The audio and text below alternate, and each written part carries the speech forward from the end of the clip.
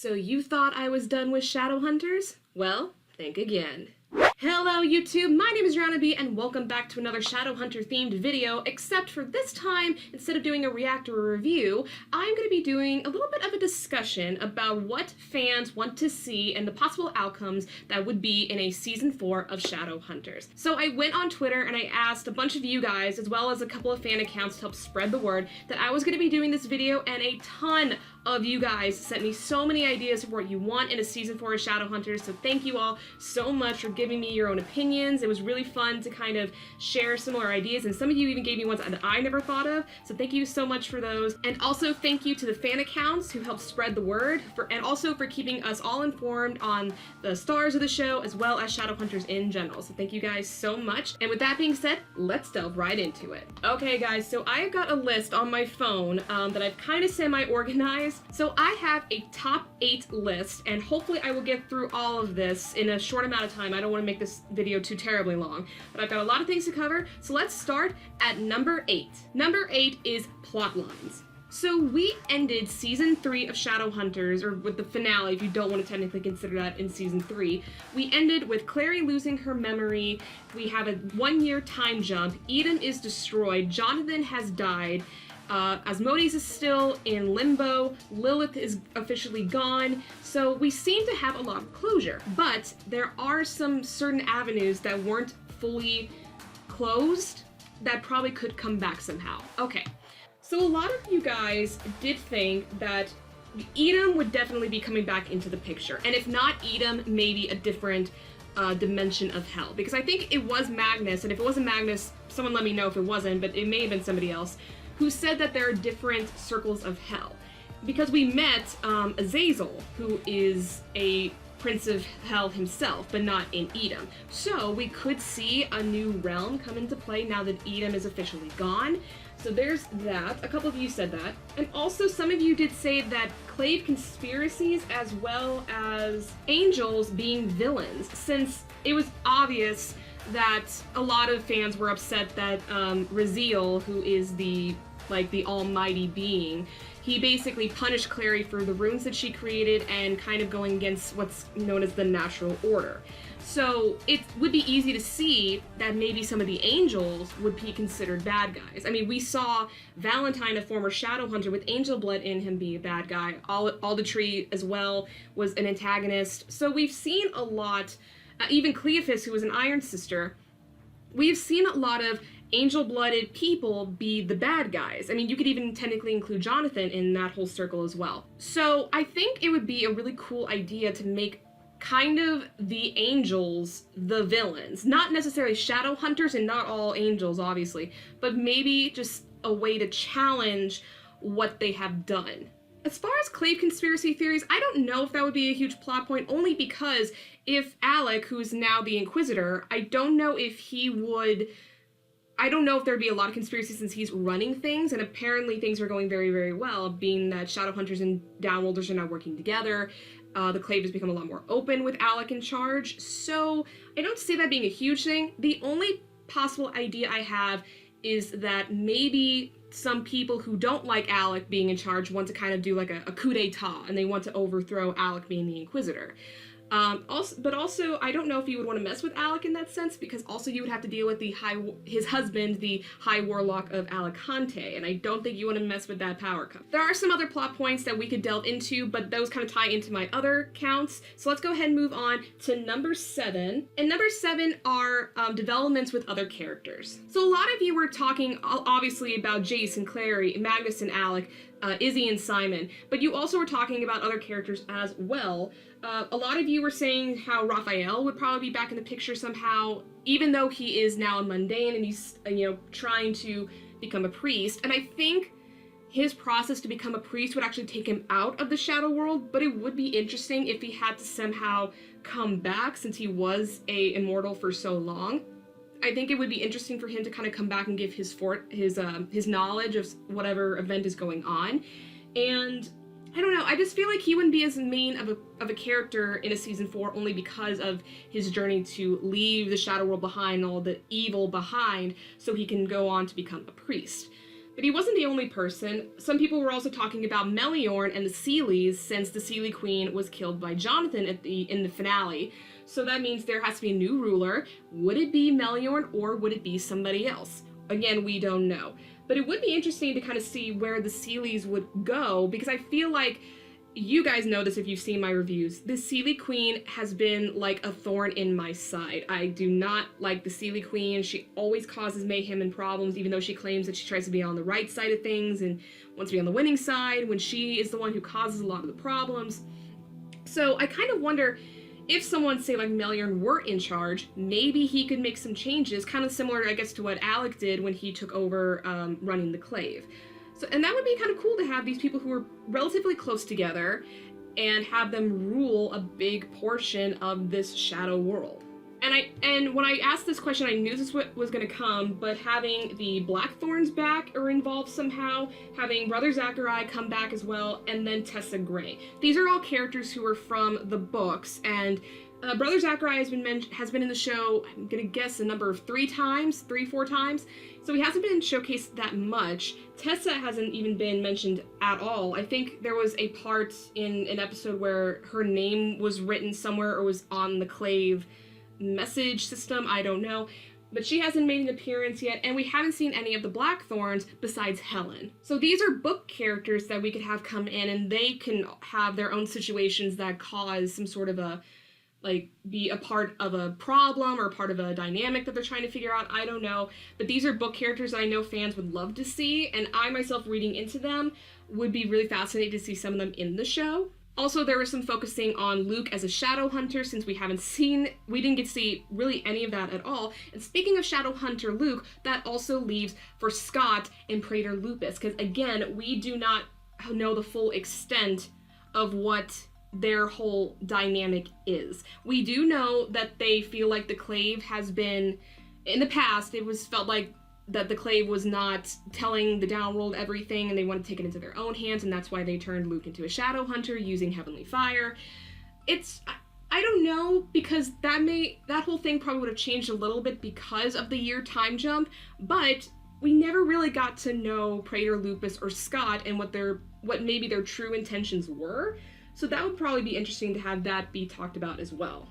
Okay, I think I've talked about enough of the good characters, so to speak, so let's move on to the more darker side with number 6. Number 6, we have villains and antagonists. Okay, so we ended with Jonathan being the main antagonist when he died. Seelie Queen is also dead, and she also was a bit of an antagonist to our little group of Shadowhunters and Downworlders. So, who does that leave right now? And like I also mentioned before, Asmodeus is still in limbo, and Lilith is officially gone. However, one of those characters I feel like could make a big comeback. And that character, obviously, is Asmodeus. Because I feel like we as a fandom know how powerful Asmodeus is. Magnus, who is his son, is a very powerful warlock. And obviously that power has to come from somewhere. So I think, and a lot of you also thought as well, that Asmodeus would make some kind of grand return. My whole theory is that maybe another Prince of Hell would try to come and get him out of limbo, because I don't think Asmodeus could get himself out of limbo because he would be unconscious, but maybe if other Princes of Hell or other greater demons would come to his rescue and get him out, maybe that would be his way of coming back. I also have a theory that they are all pissed that Edom was destroyed. One of their realms of hell have been destroyed, even though if it wasn't theirs. And now they want revenge against the Shadowhunters, against the Shadowhunter Downworlder Alliance. Not entirely sure, but I have a feeling that that would be the main point of a season 4. Having basically truly light versus dark, good versus evil, and the whole dynamic, if we could squeeze it in, of the angels being bad guys as well, that could totally make it a very interesting power dynamic that even talking about it, it makes me excited to want to go see something like that. Some of you were also making a point that maybe there was a way to have Jonathan come back, or at least be an influence. I don't think they could bring Jonathan back. It couldn't be like how Clary brought Jace back with Raziel's wish. I don't think he would come back. I feel like he would be more of an influence. And I don't know if that would mean like in a good way or a bad way, because technically when he died as a Shadowhunter, or even as a human being. So I think his demon side would have been completely obliterated. So maybe his spirit would maybe haunt, I wouldn't say haunt, but maybe it would be stuck with Clary, and that could be a reason why Clary could regain some of her memories back, because Jonathan and the ghost of Jonathan maybe follows her around a little bit. So I don't know. That's my only reasoning as to why Jonathan would be back. Again, I don't think he would be resurrected again, but it would be interesting to have Luke Baines come back, and also just have Jonathan as a character again, maybe shown in a different light. Okay guys, now we're going to get into some more character development, but we're going to get more specific now, and we're going to number 5, and that is Maya. So Maya sadly was not mentioned much in the series finale. I think the reason was because Alicia was doing other film projects at the time, and that kind of delayed her or couldn't allow her to be on set of Shadowhunters, so we didn't get that many scenes with her.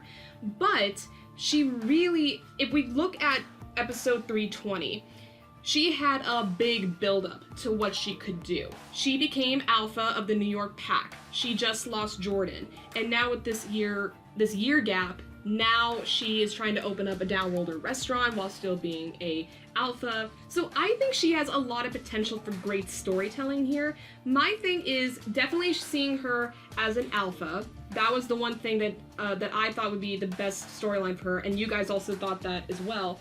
And I would also think it'd be really cool for her to have some sort of like power dynamic or some sort of like rivalry with Scott and Praetor Lupus. I think her being a young Downworlder who is really independent and fights for what she wants and fights for what she believes in, to go up against Praetor Lupus would be really, really cool. And that would also make another storyline in a Downworlder setting, not so much so focused on the Shadowhunters and the Shadow, or in like the Alicante and all that sort of stuff. It would bring a good Downworlder story into this. Also, a lot of you wanted to see Bat and Maya, because obviously I don't think that Maya would have jumped right into another relationship after her heartbreak over Jordan. She also just got out of her relationship with Simon at the time, so I don't think she would throw herself into a relationship right away. But maybe Bat was kind of like her shoulder to cry on, a lot of her support, especially if Simon wasn't there.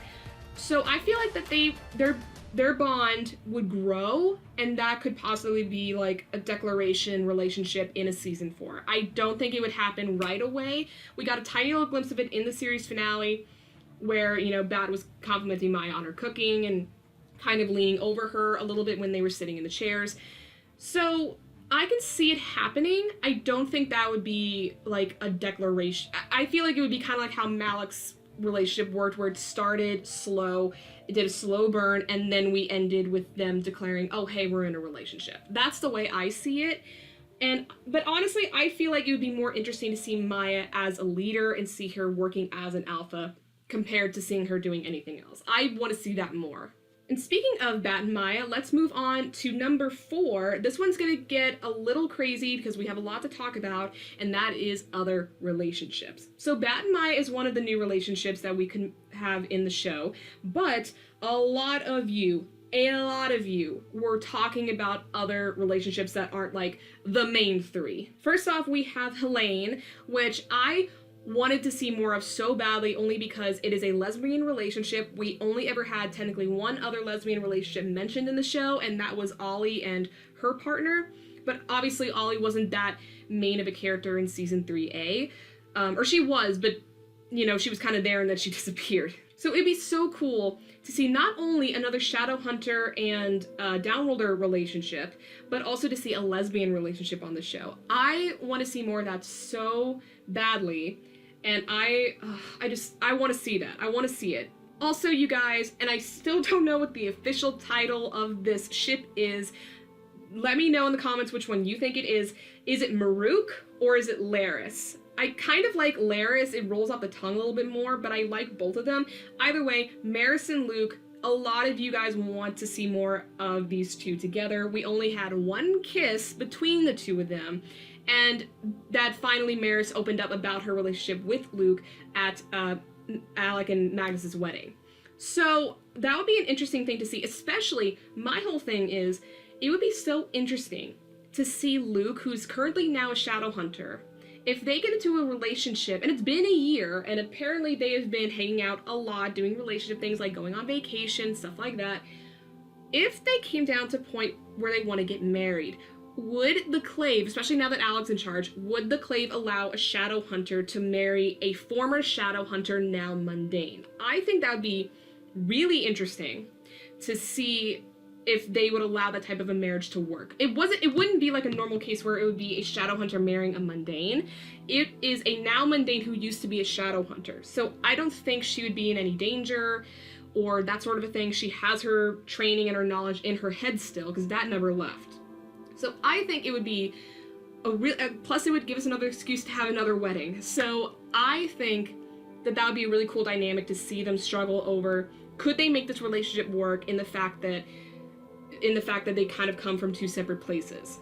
Plus also just seeing like a good-hearted Maris. I want to see more of that, because she, in season 3, she became like one of my favorite characters because of her character growth, and she's come such a long way, and I was just very, very happy to see that, and I would love to see more of happy Maris. And the one ship that none of us saw coming in the series finale, and also one that I think would be the most intricate and the most unique to look at, and that is Lorenzo and Andrew Underhill. We got the tiniest little glimpse of them possibly starting a relationship, I guess in almost a complete parallel to what Alec and Magnus's relationship was in the very beginning. I just think now that I've warmed up a little bit more to Lorenzo, I think it would be really cool to see them work together as not only like a Shadowhunter and a Warlock, but also to see them work together as like a relationship. I don't know if in the time jump they actually moved any further into the relationship. We never got a confirmation about that, but it would be interesting to see the two of them together. A lot of you were leaving comments like you would really love to see them like be together, and also I think even someone left a joke that they could possibly like have Magnus and Alec be like relationship coaches to Andrew and Lorenzo. I think that would be really funny, and that would be a really cool like lighthearted moment in a season 4. I think that's a really, really funny, cool idea. And just, I feel like they're both such opposites. Again, a parallel to Alec and Magnus. They're both so opposite personality-wise to each other that they could make a beautiful relationship together. And now we're moving into our top 3, and they are all going to be reflecting our top ships of the show. So let's start with number 3, and that is Sizzy. So everyone obviously wants to see more Sizzy moments. We got a good number of them toward the very, very end, especially in the series finale, because I felt like the producers had to put more stuff in there to make fans happy, and it did, but we obviously want to see more. We want to see them going on dates together. We want to see them maybe working side by side, since Izzy is now the head of the New York Institute, and Simon is a deputized downworlder. I would also see him possibly be ruling or being involved with the New York clan. I know he never was officially a part of it, but he could want to make sure that they are doing things correctly and everything's running smoothly, yada yada yada. So obviously just any type of Sizzy moment would be great. But obviously them as individuals would be also great to see. A lot of you also wanted to see Jaimin back. We got a quick little glimpse of Jaimin action as far as them working together, with Jace teaching Simon how to fight more. And also seeing Izzy by herself being the head of the New York Institute, seeing how she compares to her brother and how much of a leader she can actually be. Also, one of you even suggested for Becky to come back, which I think is a really cool idea, to have Becky, who has a knowledge of the Shadowhunter world now, and have her come back, be a little bit more involved maybe, and just her giving her overall approval of Sizzy officially now that they're together. I think that would be really, really sweet. And also just to have Izzy and Becky become closer together. It's like them becoming more of a family, which I think would be great, especially since Simon lost a lot of his family after the whole Heidi incident. So a lot of moments, mostly with Sizzy together, but also as them as individuals, would be great.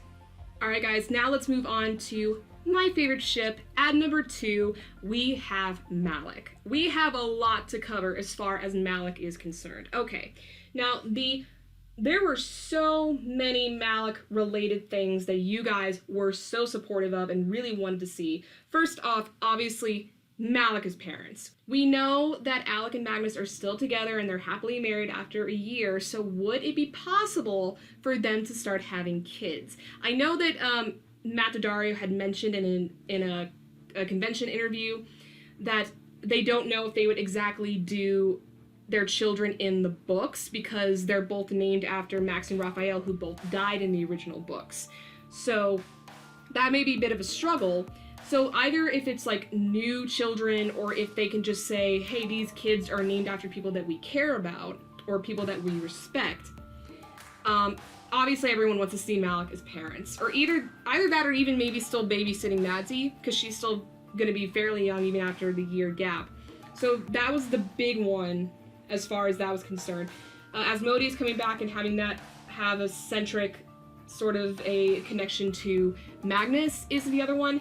And the other big one is that Dark Magnus would come into play. We experienced a couple times of Dark Magnus, more so when Magnus and Asmodeus went to Lorenzo's to get his apartment back, and when Magnus was in Edom and when he faced off against Lilith.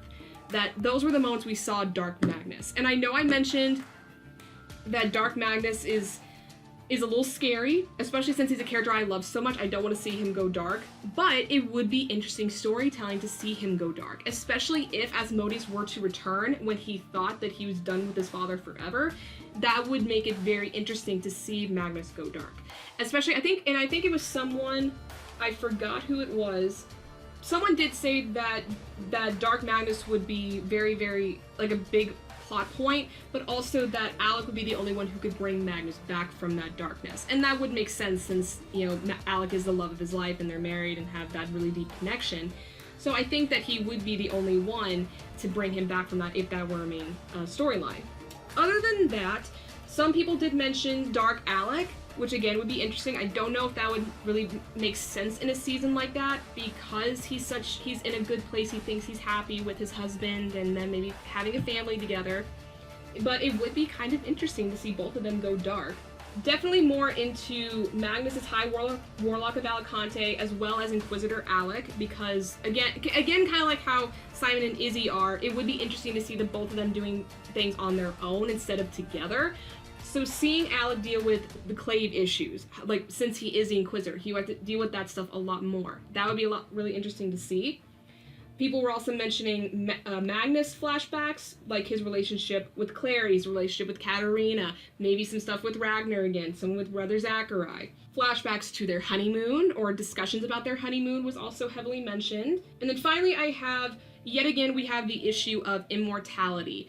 This was a big dynamic between the two of them in early season 3, where Alec kind of wanted Magnus, or have something other where they could be together forever, because the one big fear was that Alec would grow old and that Magnus would resent his age and all that sort of stuff. Magnus always denied that, saying he would always love him no matter what, and in a way that is true. However, I feel like now that they're married and they are slowly starting to realize that they're getting older, and especially also now the kids could be involved, that could bring up the immortality issue again. I do want to ask you guys though, what do you think would happen? Do you want to see immortal husbands or leave them the way that they are? Because I think I remember reading that both Harry and Matt think that them being immortal would be a bad thing, because Magnus has mentioned how much being immortal has been so much of a burden to him.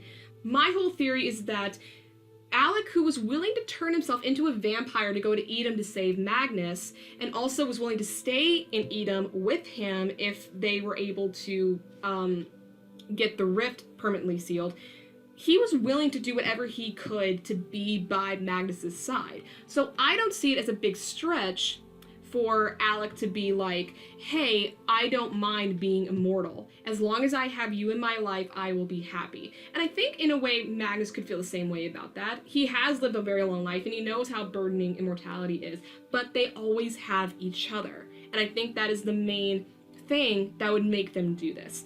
How that would happen, I'm not entirely sure. Maybe if Clary were able to get her memory back, maybe she could create a rune. Maybe there's like a potion that a warlock could make, I don't know. But I could see it happening. I don't know if it would actually happen, because I know that there's some people who are very adamant about them not being immortal together. So that was a lot with Malik. Now let's move on to our final ship and the one storyline that everyone is talking about. Number one, we have Clary and Clace. So let's just go ahead and generally start with Clary as a singular character. Everyone, almost every single person who left a comment on my Twitter said that they want Clary to come back, get her memories back somehow, and have her become a Shadowhunter again. Now the thing is, at the very, very end of the series finale, we saw that Clary actually has retained some of her memories. She's held on to some of those feelings that she's had. A lot of you on Twitter have been saying that the paintings that she did and that were on display at the Brooklyn School of Art, that a lot of those paintings are a reflection of some of her memories. I think someone said that the one painting that was more like gray, purple, more cool tone colors, that could have been the mountains in Alicante, and like original Alicante. And everyone, of course, was talking about the more color-coded one behind Clary, and that was a reflection of the Malik wedding. So she obviously has retained some of those memories that she lost. And that makes me think maybe the angels didn't fully get rid of her memories, that maybe she held on to some of them, or maybe just because she physically experienced them, that has some sort of a link to her memories of her old shadow life. And obviously we know that she still remembers Jace and knows that these tattoos have a meaning somehow. So would Jace be willing to go against the rule of the angels and try to have Clary come back because he loves her so much? That would be a big, big thing for the two of them to go through another obstacle together. It seems like this Clace can never get a break. At least now, Sizzy and Malik have gotten some sort of happy endings, but Clace is still just fighting it out, trying to find a way to be together, and it's very, very difficult. People were also wanting to see some memories of mundane Clary, or see some scenes with mundane Clary, having Clary and Luke reunite somehow, Clary and Simon reunite, and then if she were to come back somehow, have her go through a training process again for her to become a Shadowhunter.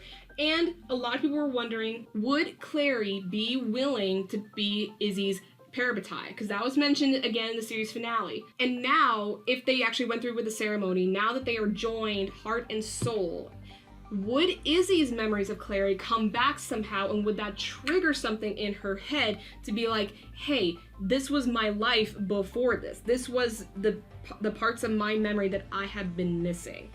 So I don't know. Everyone obviously was saying they want Clary to come back, and they want her to be a Shadowhunter again, and of course they want Clace to be back together again. So that is all that I have of my list of predictions or things that I want to see in a season 4. Thank you guys again so much for sending me your own opinions. If you have any of your own as well that haven't been mentioned in this video, leave the comments down below, because I would love to hear any sort of predictions or sort of opinions that you would want to see in a season 4. And hopefully, if Save Shadowhunters works out, we can actually get a season 4, and some of these may come to pass. But until then, I'm going to end this video right here. If you guys liked it, please give it a thumbs up. Leave me comments down below about your own predictions and opinions. And if you want to see my future videos or videos I've already done, go ahead, hit subscribe, and hit the little bell icon so you can be notified when my videos come out. That's all I have for you guys today, and until the next video, bye! Mwah.